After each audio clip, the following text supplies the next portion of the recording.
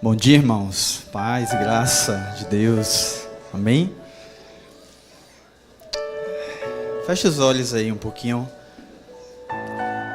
Para mim, Tabernáculos é um tempo de nos rendermos ao governo de Jesus. De fato, encher o nosso coração de esperança, de expectativa. Porque inerente aos nossos pecados, Ele é bom. Se somos maus, Ele permanece bom. Se somos finitos, Ele é infinito. E nós nos rendemos ao seu governo, ao seu senhorio, à sua soberania. Então eu queria que você segurasse na mão do seu irmão e você orasse sobre isso.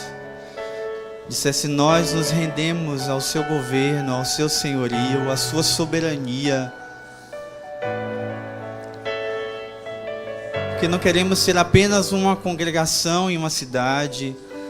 Nós queremos apenas sermos reconhecidos filhos de Deus. E filhos de Deus pelo padrão de Jesus. Por isso nós ministramos na vida uns dos outros, para que isso seja uma verdade latente diariamente em nossos corações. Espírito, nos conduz a essa dimensão nessa manhã, para que possamos compreender em nosso interior a quem pertencemos, e não olhemos nem para a direita, nem para a esquerda, nem para as circunstâncias, nem para qualquer outra adversidade, como se ditasse quem somos e para onde vamos. Mas sim a eternidade que nós buscamos, é o seu reino que nos sujeitamos, é a sua palavra que nos guia, é o seu Espírito que nos governa, é o seu Espírito que nos lidera. Por isso nos rendemos a Ti nessa manhã, Senhor. Rendemos os nossos corações a Ti nessa manhã, Senhor. Rendemos os nossos pensamentos a Ti nessa manhã, Senhor. Rendemos os nossos sentidos a Ti, porque o Senhor é que governa eles. Ó Deus, nos rendemos a Ti nessa manhã, porque Tu és bom e opera maravilhas em nós. Só Tu és Deus. Nos ensine o Seu caminho, nos ensina a andar pelas veredas da justiça. Nós amamos o Senhor, Pai, acima de todas as coisas. Em nome de Jesus. Nós entendemos que esse tempo de tabernáculos é um tempo onde nós vamos falar sobre a unidade do Espírito. Para mim me gera muito temor, porque é um tema que é muito desafiador falar. Para nós que estamos à frente falando, e para vocês que estão sentados ouvindo. Porque ao mesmo tempo que eu falo, isso me confronta. Porque não é uma mera palavra que pode ser dita sem temor nenhum. Porque em qualquer nível de pregação a gente precisa pensar sobre isso, né? Daquilo que eu estou falando, daquilo que eu estou ouvindo, precisa ser revestido de muito temor e tremor pela palavra do Senhor. E a temática de hoje é compreendendo o governo do Espírito para a igreja. E a gente tem como texto aí o de Efésios, o texto base. Pode colocar para mim esse texto base, amiga, por favor?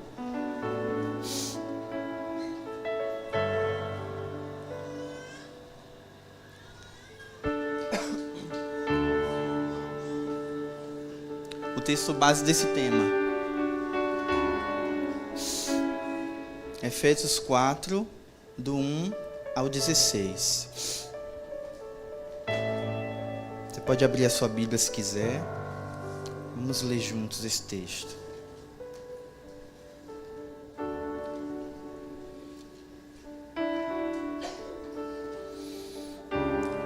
Diz assim: rogo-vos, pois, eu, preso do Senhor, que andeis como é digno da vocação com que fostes chamados, com toda humildade e mansidão, com longanimidade, suportando-vos uns aos outros em amor, procurando guardar a unidade do Espírito pelo vínculo da paz.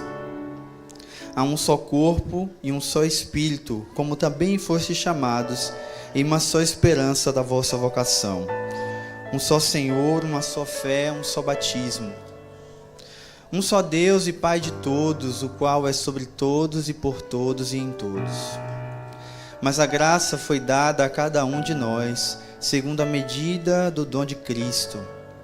Pelo que diz: subindo ao alto, levou cativo o cativeiro e deu os dons aos homens. Ora, isto, ele subiu, que é senão que também antes tinha descido às partes mais baixas da terra? Aquele que desceu é também o mesmo que subiu acima de todos os céus para cumprir todas as coisas. E ele mesmo deu uns para apóstolos, outros para profetas, e outros para evangelistas, e outros para pastores e doutores, querendo o aperfeiçoamento dos santos para a obra do ministério, para a edificação do corpo de Cristo.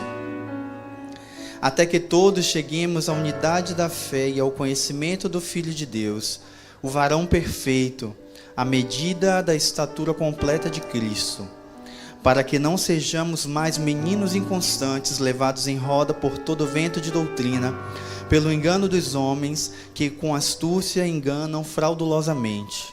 Antes, seguindo a verdade em amor, cresçamos em tudo naquilo que é o cabeça, Cristo, do qual todo o corpo bem ajustado e ligado pelo auxílio de todas as juntas, segundo a justa operação de cada parte, faz o aumento do corpo para a edificação em amor. Hoje eu quero compartilhar com os irmãos, e pensando sobre a igreja em Éfeso, e eu comecei a estudar mais sobre pensar essa igreja, em todos os desafios, porque era uma igreja pagã, que adorava Diana, então não conheciam o Evangelho, e tiveram um trabalho ali, Áquila e Priscila, de evangelização daquela cidade. Com o passar do tempo, aquele evangelho foi se expandindo. Quando a gente lê Atos, a partir do capítulo 19, a gente começa a ver melhor sobre isso. Mas eu fiquei preso muito à figura de Diana e o templo que foi construído, que historicamente tem um peso muito grande nessas 7 maravilhas do mundo. E essa função ligada à questão da idolatria e os aspectos que essa idolatria causa, né, em uma cultura, em uma cidade. Então o povo de Éfeso, antes de conhecer o Evangelho, era esse povo pagão. E o trabalho de evangelização que aconteceu ali foi importantíssimo para a consolidação dessa igreja ali. Porque em todo o processo da história a gente vê Paulo alertando sobre esse processo de judaizar, né? Porque como o judaísmo era algo muito forte, então para ser um povo considerado povo de Deus tinha que ser judeu, vamos dizer assim. Só que nesse processo o povo de Éfeso, eles estavam muito perdidos por conta da idolatria. Todo aquele culto que envolvia a adoração, a questão da fertilidade que Artemis tinha, trazia profanação. E pensando, por exemplo, essa questão sexual, que é um ídolo muito forte, ele tem um peso e uma comunicação importante para conectar aquele ritual e tornar aquelas pessoas presas em seus sentidos àquele lugar. Só que tem uma questão central aí que já envolve essa unidade do Espírito, porque onde há outros deuses não há adoração.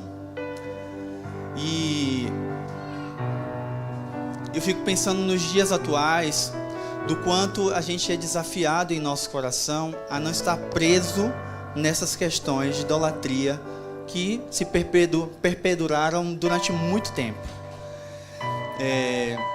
O nosso coração ele precisa estar totalmente rendido ao Senhor, para que as influências externas não sejam um ponto de partida para que a gente continue ditar para onde a gente vai, o que a gente tem que fazer e como a gente deve se portar.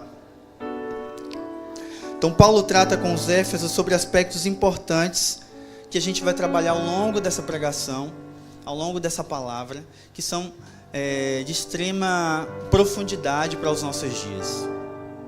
Então, pensar a realidade da igreja de Éfeso e pensar a nossa igreja de Salvador, do Brasil,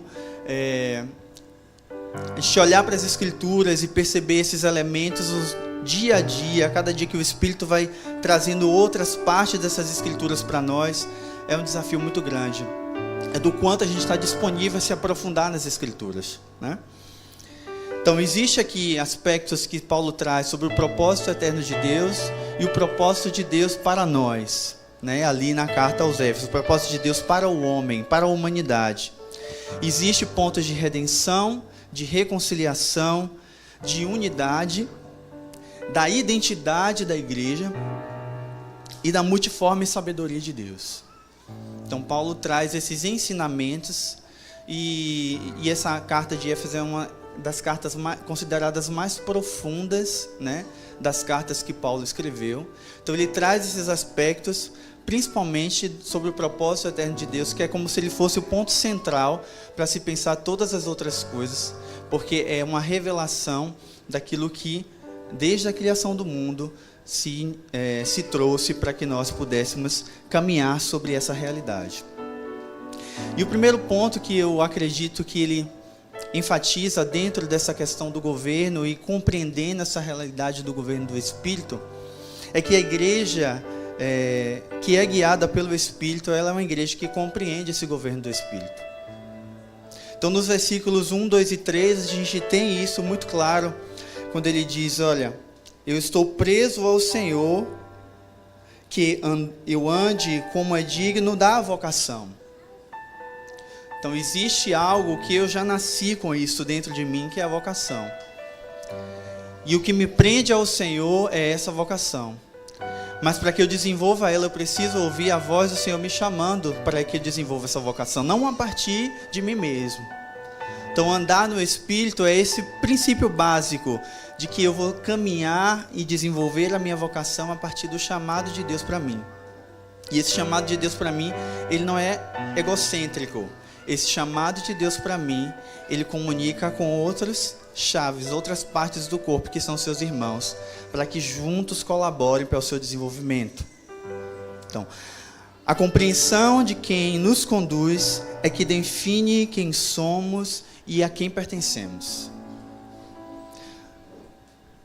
A compreensão de quem nos conduz é quem define quem somos e a quem pertencemos. E me faz muito relembrar do texto base de Gálatas 5, a partir do versículo 16. Você pode abrir a sua Bíblia aí. Ele diz assim, olha, por isso digo, vivam pelo Espírito, e de modo nenhum satisfarão os desejos da carne. Pode continuar. Pois a carne deseja o que é contra o Espírito o que é contra a carne. Eles estão em conflito um com o outro, de modo que vocês não fazem o que desejam. Todavia, se vocês são conduzidos pelo Espírito, não estão debaixo da lei.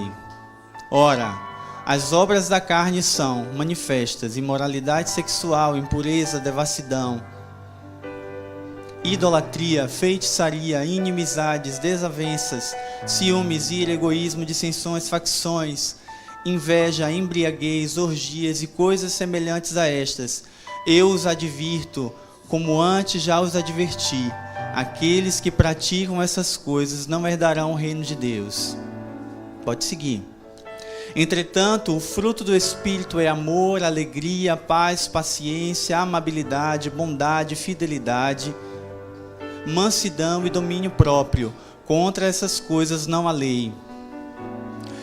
Os que pertencem a Cristo Jesus crucificaram a carne com as suas paixões e os seus desejos. Já que vivemos no Espírito, andemos também pelo Espírito.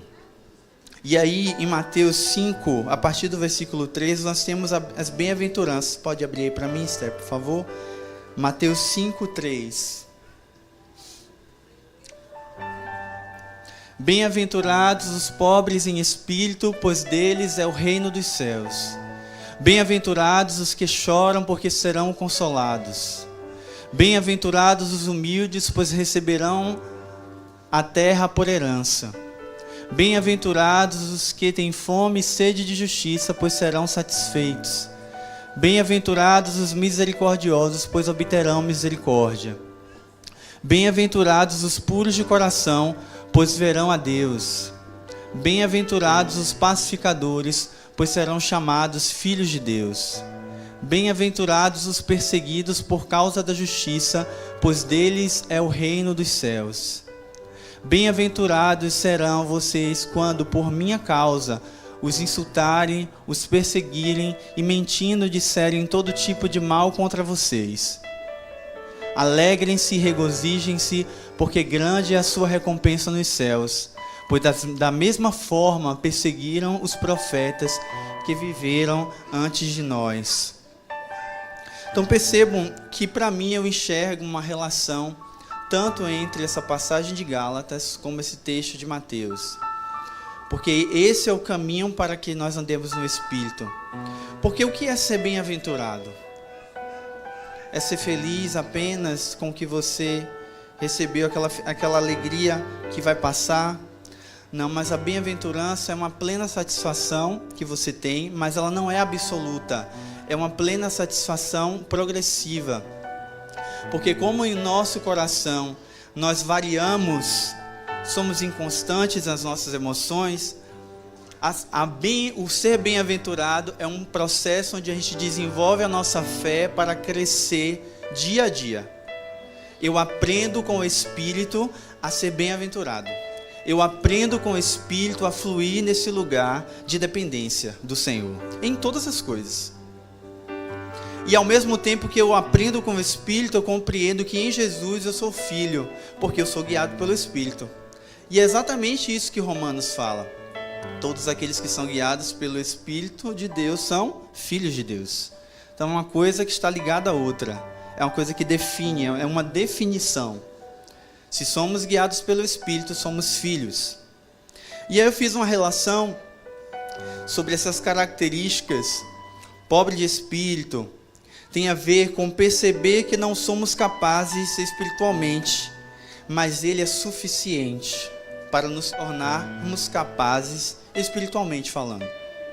Os que choram são aqueles que lamentam não só pelos seus pecados, mas lamentam pelo pecado do seu irmão e se colocam diante do Senhor.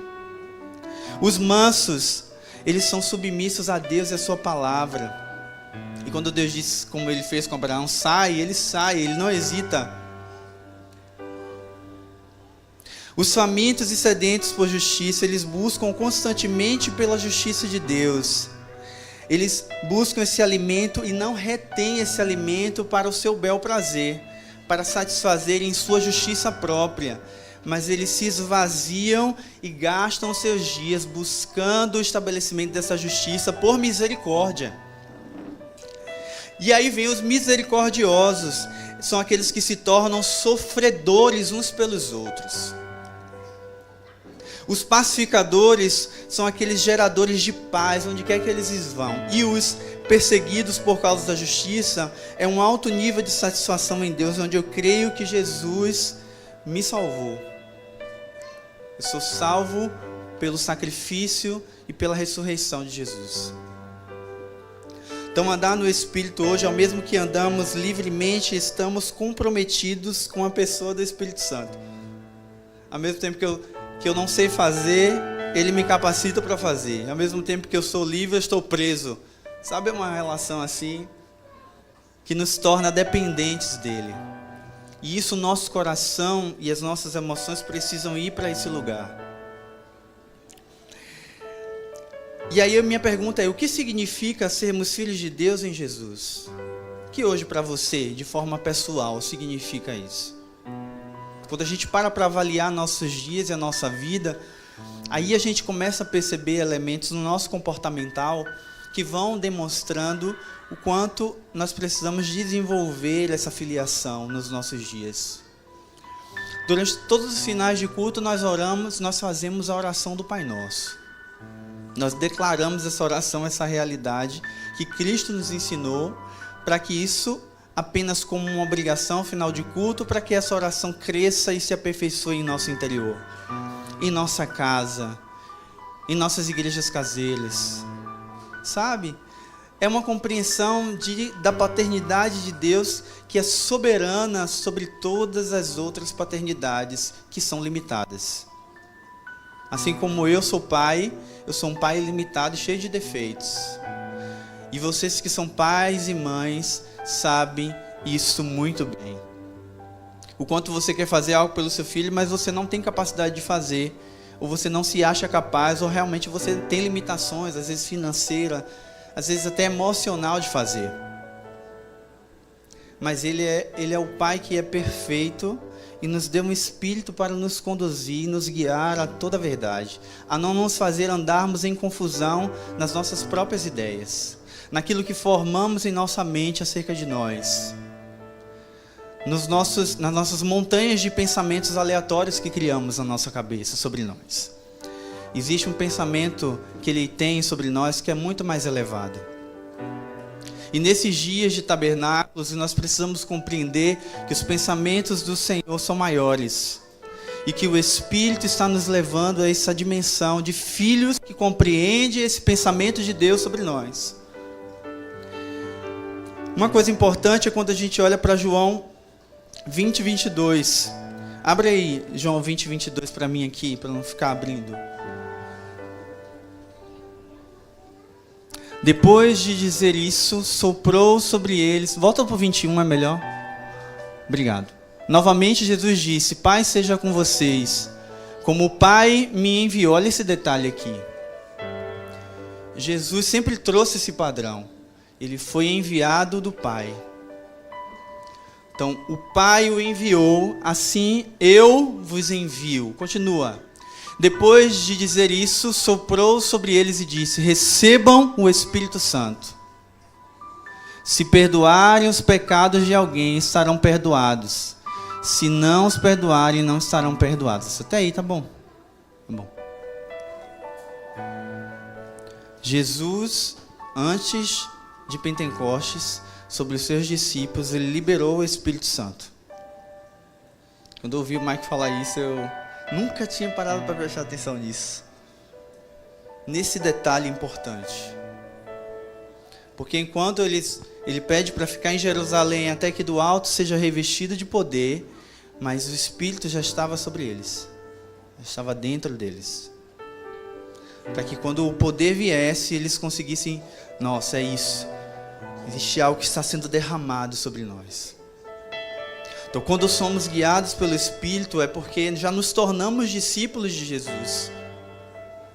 Porque fomos selados com o Espírito dele e ele está nos capacitando dia a dia a permanecer em Jerusalém até que do alto a gente seja revestido de poder.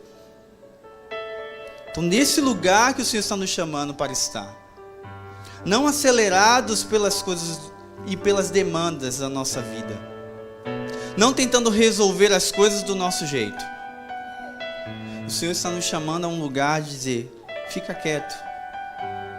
Continua me buscando e se tornando esse discípulo que ouve a voz do Senhor, que submete o seu coração ao seu irmão, que entende que é filho, que não se preocupa se o reconhecimento chegou para um e não chegou para você. Se o seu irmão ganha 5 e você ganha 1000, pouco importa. Uma das coisas que eu aprendi da minha vida é que eu tenho um pai que é o dono do ouro e da prata. Eu aprendi isso desde pequeno.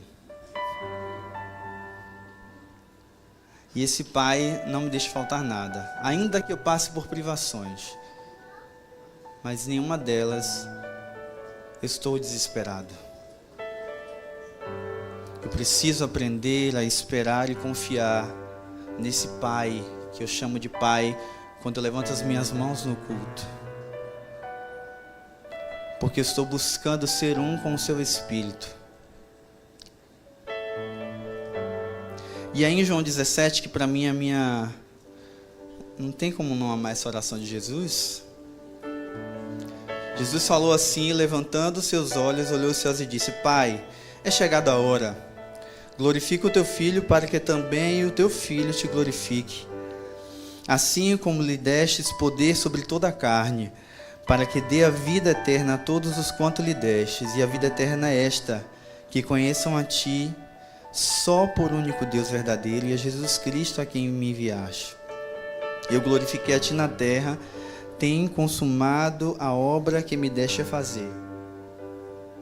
Agora, glorifica-me tu, ó Pai, junto a ti mesmo, com aquela glória que tinha contigo antes que o mundo existisse. Até aí. O nosso estado de pertencimento está em sermos guiados pelo Espírito, tornando-nos filhos por adoção, do qual a gente clama Abba Pai. Jesus nos traz para pertencer a Ele, nos liga pelo seu Espírito, restaura a nossa condição de filhos, nos dá uma palavra: vocês são os meus discípulos, deem continuidade a essa obra que eu comecei, e vocês dão continuidade, e a partir disso aí, vocês vão crescer em intimidade com o Pai. Quando ele diz lá em Romanos 8, clamamos Abba Pai, ele está dizendo: cresçam em intimidade com o Pai. Pai, Abba, é aquele termo que os judeus usam, falando paizinho querido, né? E aí a gente já brincou, chamar painho, né? Essa coisa toda. Mas não tem a ver só com as terminologias. Existe um lugar que nós precisamos desenvolver. Nos dias de agora, o que é que está acontecendo? A gente está assolado de muitas questões físicas, sensoriais. É isso que dita, né, as nossas prioridades. Sensoriais, é da pele. Hoje é fácil ter relação sexual com pessoas aleatórias, não é isso? Você vai numa balada, você olha para a pessoa, quero ter relação, e você tem, e vocês um dá as costas para o outro. Isso é uma questão física. Está tudo muito fácil demais. Quando são as questões emocionais, vem a tal da dependência emocional, né? Que a gente vai criando nas pessoas, até nas coisas, até no animal de estimação, às vezes. A gente cria uma dependência emocional. Tô lembrando de uma coisa que Kátia me falou. A gente cria, né, essas coisas. E eu estou falando isso não para denunciar questões pessoais de cada um. Eu estou falando que o nosso coração, ele é tão enganoso que ele vai nos enganando nesse lugar da dependência emocional. Porque a dependência emocional também é um ídolo do qual a gente precisa abrir mão diariamente. Porque eu posso me tornar dependente emocional de Dailma e de meu filho Igor, ou de qualquer um de vocês que se aproximam de mim, se eu permitir isso. Só que não. Porque eu tenho uma relação profunda com Renata, não quer dizer que eu preciso me tornar dependente emocional dela, que ela vai ser o centro da minha vida. Porque quem precisa ser o centro de tudo é Jesus. E é muito subjetivo dizer que Jesus é o centro da minha vida, se ao menos eu paro diariamente para rever essas prioridades, do qual eu elenco na minha planilha de ordem de prioridade. Alguns são mais organizados, faz aquela planilha, né, financeira. Eu já até tentei, mas complicado. Outros são mais organizados na cabeça, né, para não dizer desorganizados, aí faz assim, né? Então todo mundo tem a sua ordem. Quando você faz a planilha, você tem a ordem de pagamento das coisas, não é isso? Quando você faz um planejamento, você planeja as coisas a partir dessa prioridade. Os que vão casar, também da mesma forma, tem aquela lista imensa de demandas e tudo uma fortuna que tem que se fazer e ir pagando em ordem de prioridade. E ele trabalhando e pagando para a festa acontecer em 4 horas no mínimo. Aquele dinheiro acaba em 4 horas. Você fica assim, meu Deus. Não frustre não, gente, que é maravilhoso. Mas é sério, gente. E aí a pergunta é, até para quem quer casar, que eu falo direto com os casais que conversam, poucos que conversam comigo, eu digo, você está casando para quê mesmo? E para quem está casado, qual é a finalidade de vocês estarem vivendo juntos? Porque vocês não têm mais como se separar um do outro. Vão ficar em volta de vocês?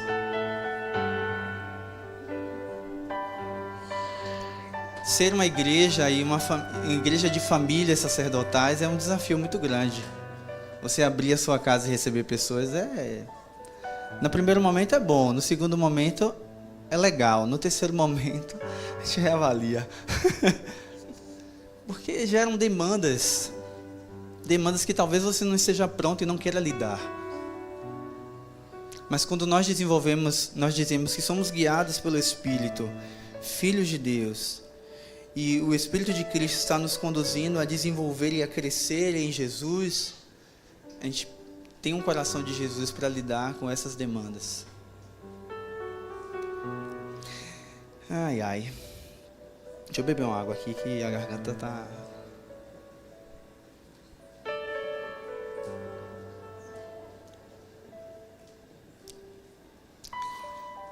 Tem um ciclo aí que para mim é muito importante sobre esse lugar de pertencimento. Primeiro, guardar a palavra. Depois, santidade. Porque quando eu guardo a palavra, ela é viva. Então ela vai mexer com o meu interior, vai me sacudir por dentro e ninguém está vendo, só você. E aí ela vai te puxar para esse lugar de ser único, exclusivo dele. Seu coração, seus pensamentos, seu serviço, suas decisões, vão tudo para esse lugar. Então santidade não é apenas você orar e botar o seu joelhinho no chão e ficar ali de madrugada, aquela coisa toda, aqueles rituais. Não tem a ver com o que você faz fora, tem a ver com o que acontece dentro. Então esse lugar que você vai sendo aperfeiçoado por essa palavra que você está guardando. E aí isso te leva para um lugar de filho, você se torna você vai aprendendo a se tornar um com o Espírito. Então, guardar a palavra, santidade, unidade do Espírito e a glória de Cristo ser revelada. Tá. Como isso acontece? Essa glória de Cristo é revelada. Eu me aponto de maneira profética para essa convergência que um dia vai acontecer. Então, dia a dia eu vou vivendo esse guardar a palavra, esse lugar de santidade, essa unidade com o Espírito, e eu vou glorificando a Cristo. E volto de novo, e vou. E isso vai crescendo dia a dia no nosso interior. Então, nesse primeiro ponto, eu acredito que esse é o caminho. Eu preciso guardar a palavra. É a primeira coisa. Porque as outras coisas vão acontecer subsequentemente. E aí eu já puxo para a segunda coisa. Que o governo do Espírito nos torna, aí a parte boa, exclusivos e inteiros de coração. Que já vem dos versículos 4, 5 e 6 lá de Efésios. Então não há unidade espiritual sem exclusividade e inteireza de coração. São palavras que neste texto, para mim, estão interligadas. Tanto o ser exclusivo como o ser inteiro. Vamos ler esses 3 versículos? Bota aí o versículo 4 do capítulo 4, Esther, por favor. Vamos voltar aqui de novo.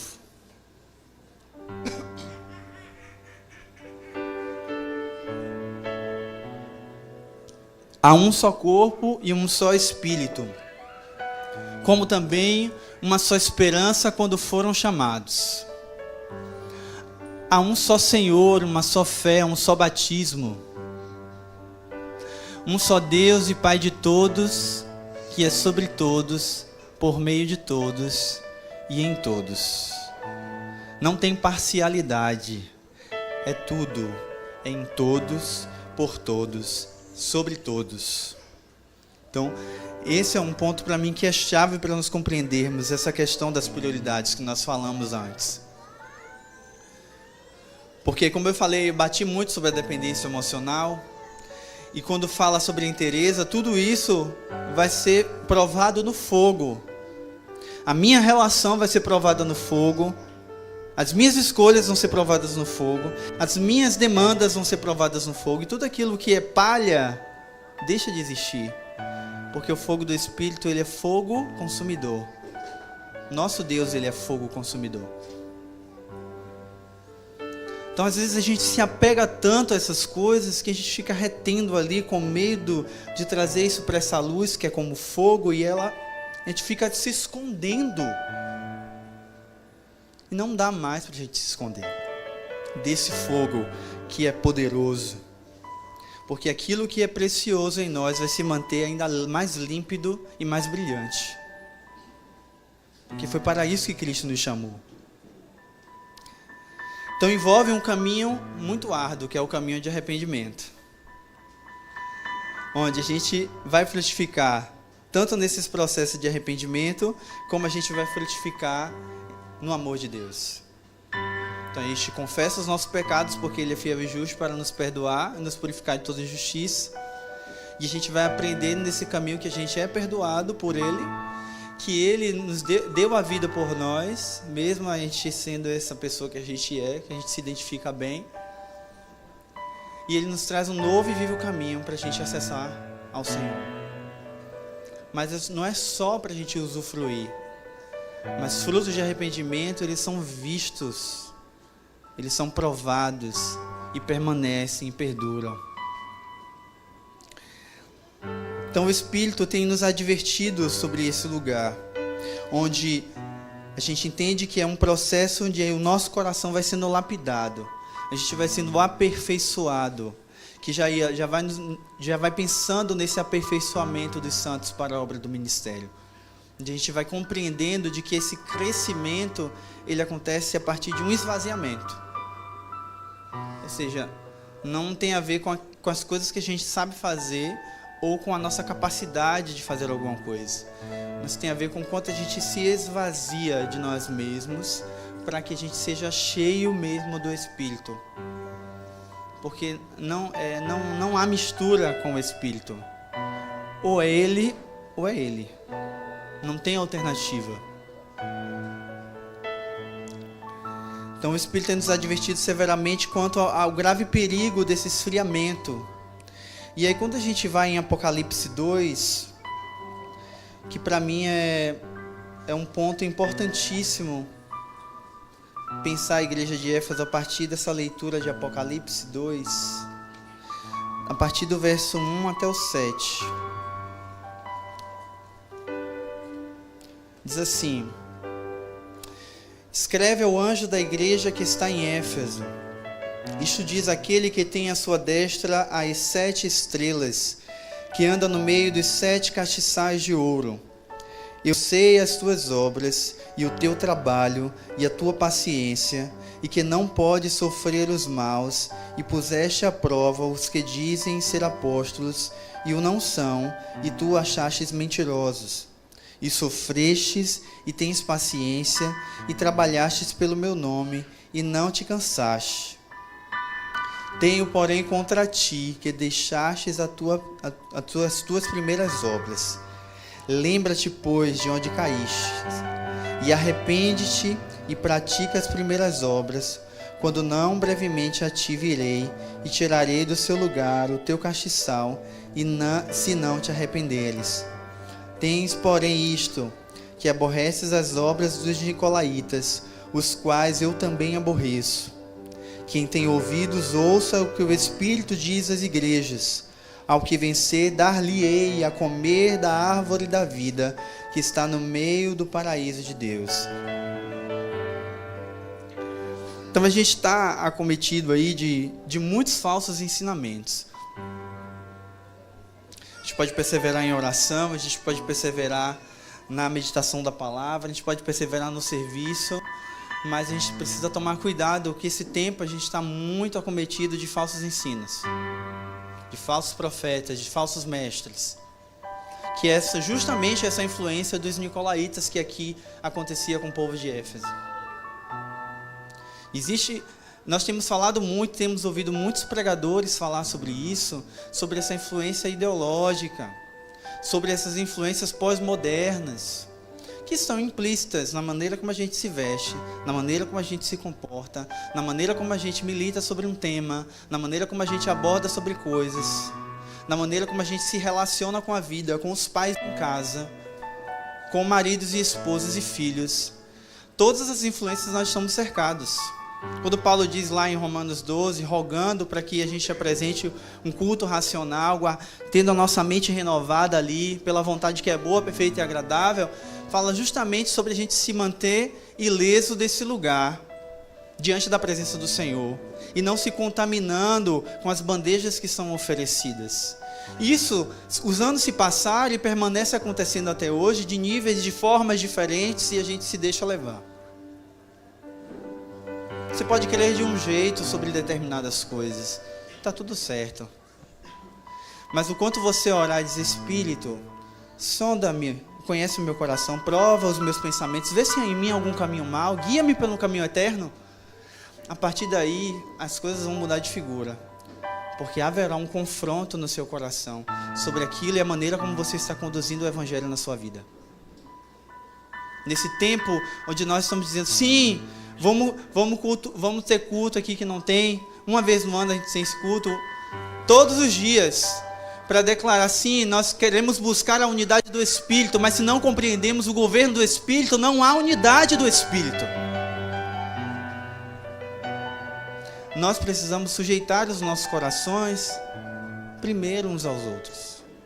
Como podemos dizer que amamos a Deus se não amamos os nossos irmãos? E amor fala de sujeitar ou ouvir um ao outro. Não só ao pastor que recebeu o óleo da cabeça, mas ao seu irmão que tem maturidade, que tem uma vida reta e íntegra diante do Senhor.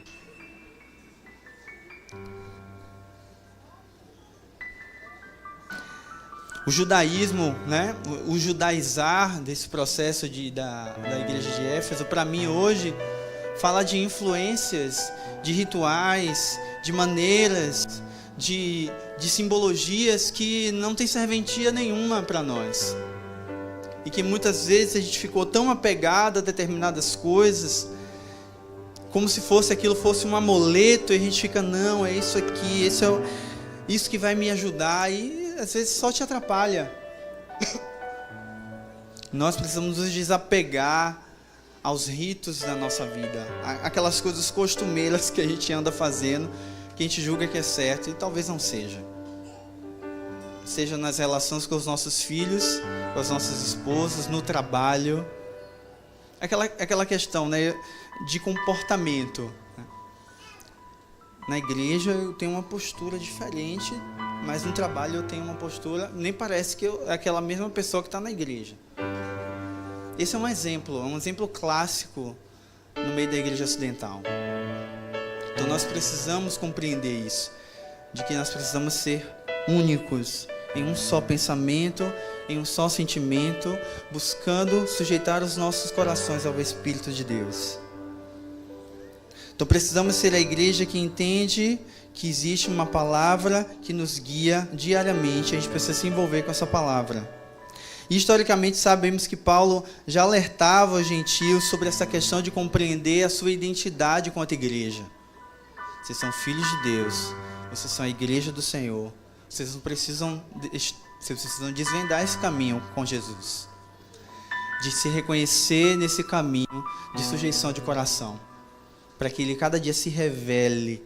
Porque quando a gente fica aqui tateando, a gente está sempre tateando, faz uma coisa, faz um evento, ou vamos aprofundar a igreja caseira, vamos lá, isso, vamos fazer um ajuntamento, a gente fala sobre uma coisa. Tudo isso é porque nós estamos aprendendo a ser igreja. Não é porque sabemos, mas é porque estamos aprendendo com o Espírito a sermos uma igreja gloriosa. Então se em um momento você diz, eu sou Casa Farol, para com isso. Você é da igreja de Jesus. Porque não se fala do nome que você carrega, da placa da igreja que você congrega. Fala de um pertencimento, de que eu sou discípulo de Jesus. Nós temos a escola Siga-me, que ao longo desses anos vem se esforçando para aprender a ensinar sobre isso. E não é porque os professores que ensinam sabem de tudo, porque não sabem. A gente percebe que a gente não sabe quando a gente vai para a sala de aula, que a cada turma é diferente, precisa ter uma abordagem diferente, precisa ter um lugar de acesso diferente para a gente compartilhar aquilo que o Senhor tem colocado em nós. E às vezes a gente precisa continuar buscando ainda mais, porque aquela turma carrega algo específico do Senhor. Assim é vocês.